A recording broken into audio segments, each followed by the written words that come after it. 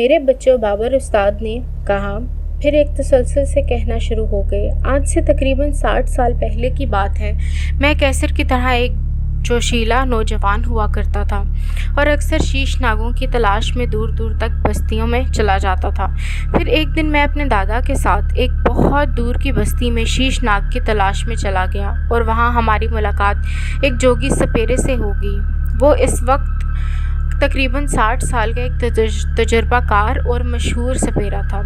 اس نے ہمیں اپنا مہمان بنا لیا اور رات اس کے کمرے پر ٹھہرے۔ اس کے پاس انتہائی خطرناک اور نایاب نسل کے سانپ اور ناگوں کے علاوہ کوبرا نسل کے خطرناک اور نایاب سانپ اور شیش ناگ بھی تھے۔ ان میں سے اکثر کو میں نے زندگی میں پہلی بار دیکھا تھا، مگر میرے دادا کے لیے ان میں سے کوئی بھی نیا نہیں تھا، سوائے ایک سرخ اور سنہرے رنگ کے کوبرا سانپ کے جو ایک شیشے کے مرتبان میں مردہ پڑا۔ اسٹوری میں آگے جانے سے پہلے آپ سب سے گزارش ہے کہ ہمارے اس چینل پیاری دنیا کو سبسکرائب کر دیں اور ساتھ نیچے دیے گئے بیل آئیکن کو بھی پریس کر دیں تاکہ ہماری ہر آنے والی نئی ویڈیو کا نوٹیفیکیشن آپ لوگوں کو مل سکے۔ شکریہ۔ جب ہم نے جوگی سپیرے سے اس کے بارے میں دریافت کیا تو اس نے بتایا کہ اس کو برا سانپ کو انسانی نسل کا برا کہا جاتا ہے اور اسے اس کے والد نے اپنی جا پر کھیل کر بہت مشکل سے ایک خنجر سے مارا تھا، اور پھر اپنے آباء و اجداد سے سنی ہوئی وہ داستان ہمیں سنائی جس کی وجہ سے یہ انسانی نسل کا کوبرا وجود میں آیا تھا۔ جوگی سپیرے نے ہم سے کہا، جو بات میں تمہیں بتانے لگا ہوں یہ ایک ناقابل یقین بات ہے، مگر یہ بات سچ ہے اور اس نے اپنے والد سے سنی ہے۔ یہ بات بہت پہلے کی ہے، جس وقت ہمارا علاقہ گھنے جنگل کی صورت میں تھا، قریب ایک شمل نامی جگہ سے جو سانپوں کی مشہور اور نایاب قسم کے نسلوں کا مسکن تھا۔ وہاں پر طرح طرح کے زہریلے سانپ، شیش ناگ کو برا غرض کے تمام نسلوں کے سانپ موجود ہیں۔ اسی دور میں وہاں ایک کینچی نامی ایک سپیرا تھا اور ایک کچا مکان تعمیر کر کے رہنے لگا۔ دراصل اسے ایک ناگ کی تلاش تھی جو قریب 100 سال کی عمر کو پہنچ کر انسانی روپ دھارنے والی تھی۔ اس نے سن رکھا تھا کہ یہ ناگن اسی علاقے میں رہتی ہے، چنانچہ کینچی نے ڈوکا میں ڈیرا ڈال دیا تاکہ اس ناگن کو تلاش کر سکے۔ چونکہ ڈوکا ایک جنگل میں تھا اسی لیے یہاں کئی قسم کے پھلوں اور سبزیوں کے درخت بھی تھے اور اسے اپنے پیٹ بھرنے کے لیے کوئی وقت زیادہ دقت نہیں کرنی پڑتی تھی۔ وہ سارا دن جنگل میں گھومتا پھرتا، بین بجاتا اور ناگن کی تلاش میں رہتا تھا، مگر اسے کہیں بھی ناگن کا نام و نشان نہ ملا۔ مگر اس دوران اس نے کئی نایاب سانپ حاصل کر لیے تھے، چنانچہ وہ واپس اپنی بستی کی طرف چلا گیا، مگر کچھ ہی عرصے بعد وہ دوبارہ واپس آ گیا۔ اس مرتبہ اس کا بھائی بھی اس کے ساتھ آیا تھا۔ ان دونوں بھائیوں کے یہ معمول تھا کہ پورا دن شمل کے جنگل میں اور جھاڑیوں میں ناگن کو تلاش کرتے رہتے، مگر روزانہ ناکام واپس آتے، اور پھر ان کی کوشش سے ایک دن انہیں ناگن کا فنکار سنائی دیا۔ وہ دونوں بہت محتاط ہو گئے اور پھر جیسے ہی ایک سرخ اور سنہری رنگ کی ناگنی گھنی جھاڑیوں سے نکل کر سامنے آئی تو وہ ناگن ایک انسان کی طرح کی جسامت رکھتی تھی، یعنی ایک عام انسان اگر لیٹ جائے اور سانپ کی کھال اوڑھ لے تو بالکل اس ناگن کی طرح دکھائی دے گا۔ کینچی نے بہت احتیاط سے اس ناگن پر بین کا سحر انگیز جال پھیلایا اور وہ پوری طرح ان کے شکنجے میں پھنس گئی۔ وہ دونوں بھائی اس ناگن کو اپنے مکان میں لے آئے اور دونوں بھائی بہت تجربہ کار تھے، اسی لیے جان گئے کہ ناگن کم از کم 90 برس کی ہو چکی ہے اور بہت جلد انسان بننے والی ہے۔ چنانچہ کینچی نے اپنے بھائی سے کہا، راجو یہ ناگن انتہائی خطرناک ہے، ہم دونوں کو اس سے بہت محتاط رہنا پڑے گا۔ ہاں تم ٹھیک کہہ رہے ہو، اور شاید ہمیں اسے جال میں ہی رکھنا ہوگا اور اس کی جسامت اور عمر کے مطابق اس کی خوراک بھی زیادہ دینی ہوگی۔ اسے ہم چھوٹے موٹے سانپ کھلا دیا کریں گے تاکہ یہ زندہ رہے، مگر ہم اسے بستی تک کیسے لے جائیں گے؟ اور پھر دونوں بھائیوں نے کافی سوچ و بچار کے بعد فیصلہ کیا کہ راجو واپسی پر اپنی بستی جائے گا اور بستی والوں کو یہ خوشخبری سنائے گا۔ پھر جو بستی کے بزرگ سپیروں نے فیصلہ کیا ویسا ہی کیا جائے گا۔ چنانچہ اگلی صبح راجو نے واپسی کی تیاری کی اور پھر کینچی سے 10 دن میں واپس آنے کا کہہ کر چلا گیا۔ راجو کے جانے کے بعد کینچی ایک بار پھر تنہا ہو گیا۔ چنانچہ اپنا دل بہلانے کے لیے وہ اپنے سانپوں کو دیکھنے لگا۔ وہ جیسے جیسے سانپوں کو دیکھتا جا رہا تھا ویسے ویسے ہی اس کے ذہن میں ماضی کی یادیں تازہ ہو رہی تھیں کہ اس نے کس کس طرح جتن کر کے ان سانپوں کو پکڑا تھا، مگر جب اس کی نظر ناگن پر پڑی تو اسے ناگن کے جسم میں کوئی تبدیلی محسوس ہوئی جو پہلے نہ تھی۔ پھر جب اس نے ناگن کو غور سے دیکھا تو وہ حیرت سے اچھل پڑا۔ ناگن کا رنگ بدل رہا تھا اور سرخ اور سبز رنگ میں خاکی رنگ کی آمیزش پیدا ہو رہی تھی، پر آہستہ آہستہ دن گزرتے چلے گئے۔ 7ویں دن ناگن ایک حسین و جمیل دوشیزہ کا روپ دھار چکی تھی، جس کے جسم پر سرخ اور سنہرے رنگ کا چمکدار لباس تھا جو اس کی دلکشی میں مزید اضافہ کر رہا تھا۔ پھر اس کی شرابی آنکھوں نے سحر بکھیرنا شروع کر دیا۔ ادھر راجو جو بستی میں پہنچ گیا تھا اور بستی والوں کو اکٹھا کر کے خوشخبری دی کہ اس نے اپنے بھائی کے ساتھ مل کر ایک ایسی ناگن پکڑ لی ہے جو کچھ عرصے بعد انسانی روپ دھارنے والی ہے۔ تمام بستی والے یہ خبر سن کر خوشی سے ناچنے لگے، مگر راجو کے چہرے پر عجیب سی بے چینی آ گئی اور پھر شو بابا نے تمام بستی والوں سے کہا، ایسی ناگن جو بہت جلدی انسانی روپ میں آنے والی ہے بہت زیادہ پراسرار قوتوں کی مالک ہوتی ہے، اور اگر خدا نخواستہ وہ اب تک ناگن بن گئی ہوئی ہو یا ہمارے پہنچنے سے پہلے ناگن بن گئی ہو تو وہ کینچی کو اپنے سحر میں مبتلا کر دے گی۔ چنانچہ تمام بستی والوں نے راشو بابا کے کہنے پر ڈوکا کی طرف بہت جلد پہنچنے کی کوشش شروع کر دی، اور یہ 4 دن بعد تمام لوگ قافلے کی صورت میں ڈوکا پہنچ گئے۔ ڈوکا پہنچ کر تمام بستی والے حیران رہ گئے کہ ناگن خوبصورت نوجوان دوشیزہ کا روپ دھار چکی تھی، اور پھر وہی ہوا جس کا راشو بابا نے اندیشہ ظاہر کیا تھا۔ کینچی اس کے سحر میں مبتلا ہو چکا تھا اور اسے زندگی بھر کا ساتھی بنانے کا خواہشمند تھا۔ راجو، راشو بابا اور بستی کے لوگ اسے سمجھاتے رہے، مگر وہ یہ سب ہی کہتا رہا، یہ پہلے ناگن تھی مگر اب نہیں ہے، اب یہ ایک لڑکی ہے، بالکل انسان۔ اگر یہ ناگن تھی اور اگر ہے تو پھر بھی مجھے اس سے کوئی فرق نہیں پڑتا، اور ہم کسی انسان کا قتل بھی تو نہیں کر سکتے۔ پورا قبیلہ اسے سمجھانے کی کوشش کرتا رہا، مگر اس کے سحر پر ناگن کا سحر طاری ہو چکا تھا۔ راجو اپنا سر پیٹتا رہ گیا۔ آخر دونوں نے شادی کر لی اور اس کا نام شاہین رکھ دیا۔ تمام بستی والے شاہین سے خوف کھاتے تھے۔ بستی کی کوئی عورت اگر اسے دیکھ لیتی تو آنکھیں بند کر لیتی، منتیں مانگتی کہ اسے اس ناگن کا سامنا نہ ہو، پھر کبھی بھی نہ ہو۔ پھر کچھ دنوں بعد بستی میں خبر پھیل گئی کہ شاہین ماں بننے والی ہے۔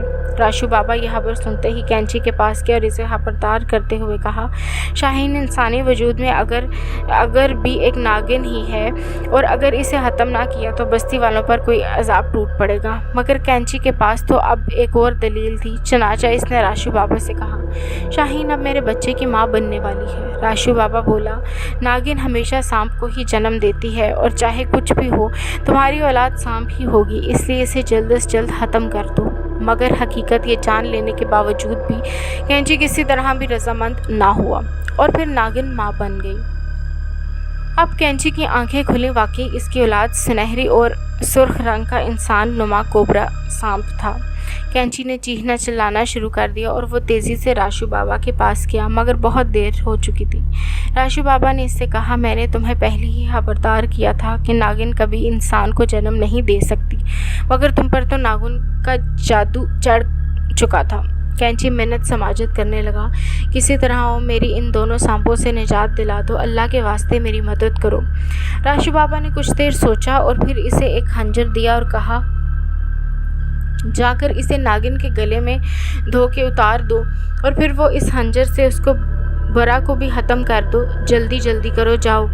کینچی تیزی سے خنجر لے کر گھر آیا اور کسی بھی اس نے اس کو قتل کر دیا، مگر اس کی اولاد کو برا اس سے بچ کر بھاگ گیا۔ راشو بابا نے ناگن کا جسم کو جلا دیا تاکہ وہ کسی روح یا چڑیل کی شکل میں نہ آ جائے۔ اس واقعے کے بعد برا کو شمال میں کئی بار دیکھا گیا، مگر کوئی بھی اسے پکڑنے میں کامیاب نہ ہو سکا، اور پھر کوبرا 4 فٹ لمبا اور خطرناک کوبرا سانپ بن گیا، اور کچھ عرصے بعد راشو بابا کو اس کوبرا نے ڈس لیا، اور وہ 7 دن میں انسان काटता रहा। वो कोबरा सांप बन जाता और इस पर कोई सहर, कोई तरीका कारगर नहीं होता सिवाय इसके कि इसे चाकू से कत्ल किया जाए। और इस कोबरा को पूरे इलाके में इंसान नस्ल का कोबरा कहा जाता है। ये कहकर बाबर उस्ताद खामोश हो गए तो एक सपेरे ने कहा, बाबर उस्ताद, सुना है तुम्हारे दादा को डोगा ही के इलाके में जिंदा जला दिया गया था, क्या ये भी? और फिर इससे अपनी बात अधूरी छोड़ दी, पर उस्ताद की आंखों में आंसू लड़ियों की तरह छलकने लगे। हाँ, ये इसी दिन की बात है।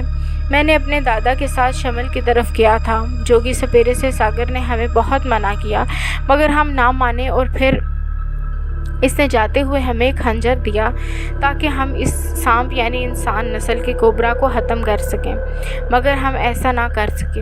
हम 1 घंटा बीन बजाते रहे मगर वो काबू ना आया और ना ही इसने ऐसा मौका दिया और फिर मैं लड़खड़ाकर गिर पड़ा। ये मौका कोबरा के लिए बहुत मुफीद साबित हुआ। वो फ़ौरन मेरी तरफ लपका। मेरे दादा ने इसे मुझ तक पहुंचने से रोकना चाहा मगर नाकाम हो गए और फिर वो अपने साथ ही लेटकर सांप की राह में हाइल हो गए। सांप ने दादा को काट लिया और मैं बेहोश पड़ा हुआ था। जब मुझे होश आया तो रात हो चुकी थी, हर तरफ अंधेरा था और मैं तो इस इलाके में था भी अजनबी। एक तरफ मेरे दादा की लाश पड़ी थी तो दूसरी तरफ मुझे ये सिमत सुर्ख अंगारों की तरफ थकती हुई आंखों वाले बड़े बड़े फन फैलाए ज़मीन से 2 फुट के करीब जिसामत लगाकर उठते हुए सुनहरी और सुर्ख सांप नज़र आ रहे थे। मेरा तमाम जिस्म दहशत से कांप रहा था। मैंने खौफ से चीखना चिल्लाना शुरू कर दिया। मेरी आवाज़ में कुछ देर बाद एक और आवाज़ शामिल हो गई तो मुझे पता चला कि मुझे कोई बुलंद आवाज़ में पुकार रहा है। ये आवाज़ मेरे तकरीबन शमाल से डोगा की तरफ से आ रही थी, जिसका मुझे बाद में पता चला। और फिर कुछ यूं ही देर बाद जोगी सपेरे मेरे सामने थे। वो मेरे दादा का इंतज़ार कर रहे थे मगर हमारे ना आने पर इसे खतरे का एहसास हो गया, लिहाजा वो हमारी तलाश में जंगल में आ गया। और फिर मेरी चीखो पुकार सुनकर इसने मुझे पुकारा और घनी झाड़ियों और कांटों में से गुजरता हुआ मुझ तक पहुंच गया। इसकी आवाज़ से मेरी जान में जान आई और मेरा खौफ कदरे कम हुआ। और इसके बाद हम दोनों बहुत मुश्किल से किसी न किसी तरह इस लाश को जोगी सपेरे के घर ले आए और खौफ से कांपते हुए न जाने किस लम्हे नींद की आगोश में चले गए। फिर सुबह होश आया तो बस्ती वालों के शोर की आवाज़ पर मैं भागकर बाहर आया तो मेरी खुशी की इंतहा न रही। मेरा दादा जिंदा था मगर इसका चेहरा जर्द पड़ गया था। चेहरे के गिर्द स्याह हल्के बनते जा रहे थे और जिस्म आहिस्ता आहिस्ता फट रहा था। फिर मेरे दादा ने लड़खड़ाती हुई आवाज़ में इल्तिजा की, मुझे ज़िंदा जला दो। और फिर ना चाहते हुए भी मुझे बस्ती वालों के साथ अपने दादा को जलते देखना पड़ा। यह कहकर बाबर उस्ताद धाड़े मार मार कर रोने लगा। जो ही बाबर उस्ताद ने दास्तान ख़त्म की, कैसर की हाल और बाबा चीखते चिल्लाते अपनी कटिया पर पहुँचे। नहीं नहीं मेरे बच्चे, मैं तुझे सांप नहीं बनने दूंगी, ना ही कोई तुझे जला सकता है। तू मेरा बच्चा है, तू हमेशा मेरे पास ही रहेगा। वो दोनों मियाँ बीवी अपने जवान बेटे को देख देख कर खून के आंसू रो रहे थे और फिर तमाम बस्ती वालों के जोर देने के बावजूद इन्हें अपने कैसर को हाथ लगाने ना दिया। इसे तेज़ बुखार ने जकड़ लिया। 2 दिन तक बाबर उस्ताद ज़िंदगी और मौत से जंग लड़ता रहा मगर वो अब अपनी ज़िंदगी के दिन पूरे कर चुका था। वो आखिरी दम तक बस्ती वालों को यही नसीहत करता रहा कि कैसर को जला दो, इसे ज़िंदा जला दो, वरना वो एक इंसान नस्ल का कोबरा बन जाएगा। 2 दिन तक तमाम बस्ती वाले बाबर उस्ताद की मौत पर आंसू बहाते रहे। उनका एक मुहसिन जो हर दुख तकलीफ़ में इनके लिए खुदा की तरफ से फरिश्ता बन जाता, इनसे बिछड़ गया। बाबर उस्ताद की मौत ने बस्ती पर हर छोटे बड़े के जहन पर सिर्फ बाबर उस्ताद की मौत का रंज भर दिया। और जब वो इसे दफना के कब्रिस्तान से वापस लौटे तो इन्हें कैसर का ख्याल आया कि बाबर उस्ताद ने इन्हें मारने से पहले वसीयत की थी कि कैसर को जला दिया जाए। कैसर को सांप के डसे आज 6वां दिन था। इसका तमाम जिस्म सुर्ख और सुनहरे रंग में तब्दील हो गया था। बाजुओं के जिस्म ने अपने अंदर धंस लिया था। दोनों टांगें एक दूसरे के साथ अंदर धंस चुकी थी। चेहरा बिगड़कर बिल्कुल सांप की तरह हो गया था। ज़ुबान बारीक होकर मुंह से बाहर लटक रही थी और भी बहुत जल्द एक कोबरा की शक्ल इख्तियार करने वाला था। बस्ती के तमाम लोग कैसर के माँ बाप की मिन्नत समाजत करते रहे। इन्हें धमकाया भी कि आने वाले वक्त से डराया भी, मगर उन्होंने कैसर को आग ना लगाने दी। और फिर इसी बस्ती वालों ने देखा कि दोनों मियाँ बीवी अदम को सुधार गए थे।